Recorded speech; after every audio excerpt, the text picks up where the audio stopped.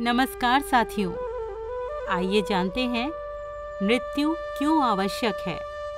हर कोई मृत्यु से डरता है, लेकिन जन्म और मृत्यु सृष्टि के नियम हैं। ये ब्रह्मांड के संतुलन के लिए आवश्यक हैं।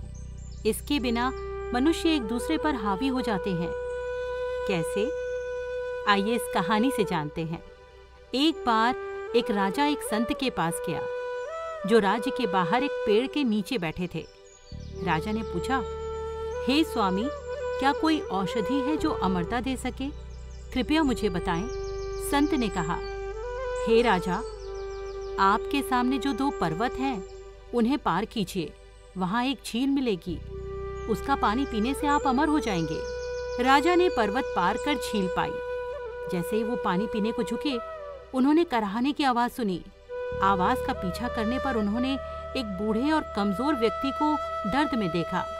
राजा ने कारण पूछा तो उस व्यक्ति ने कहा, मैंने इस झील का पानी पी लिया और अमर हो गया। जब मेरी उम्र 100 साल की हुई तो मेरे बेटे ने मुझे घर से निकाल दिया। मैं 50 साल से यहाँ पड़ा हूँ, बिना किसी देखभाल के।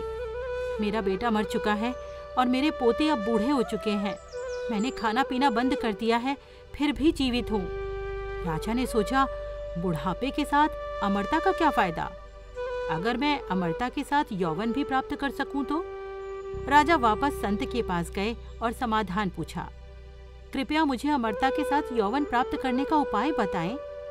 संत ने कहा, झील पार करने के बाद आपको एक और पर्वत मिलेगा, उसे पार करिए।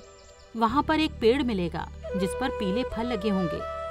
उन फलों में से एक खा लीजिए और आपको अमरता के साथ यौवन भी मिल जाएगा।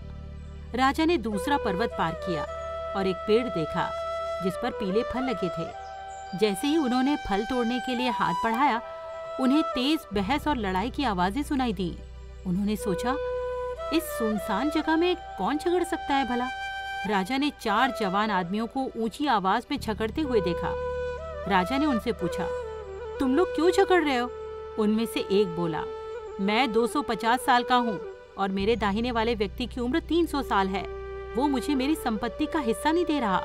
जब राजा ने दाहिने वाले व्यक्ति से पूछा, उसने कहा, मेरा पिता जो 350 साल का है अभी भी जीवित है और उसने मुझे मेरा हिस्सा नहीं दिया, तो मैं अपने बेटे को कैसे दूं? उस आदमी ने अपने 400 साल के पिता की ओर इशारा किया, जिन्होंने भी वही शिकायत की। उन्होंने राजा से कहा कि संपत्ति के इस अंतहीन झगड़े की वजह से गांव वालों ने उन्हें गांव से निकाल दिया है। राजा हैरान होकर संत के पास लौटे और बोले, धन्यवाद, आपने मुझे मृत्यु का महत्व समझाया। संत ने कहा, मृत्यु के कारण ही संसार में प्रेम है। मृत्यु के बारे में चिंता करने के बजाय हर दिन और हर पल को खुशी से जियो। खुद को बदलो, दुनिया बदल जाएगी। जब आप स्नान करते समय भगवान का नाम लेते हैं तो वो एक पवित्र स्नान बन जाता है। जब आप खाना खाते समय नाम लेते हैं तो वो भोजन प्रसाद बन जाता है।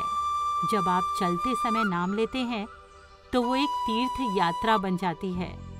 जब आप खाना पकाते समय नाम लेते हैं तो वो भोजन दिव्य बन जाता है।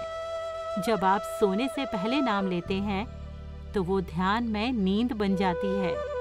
जब आप काम करते समय नाम लेते हैं तो वो भक्ति बन जाती है।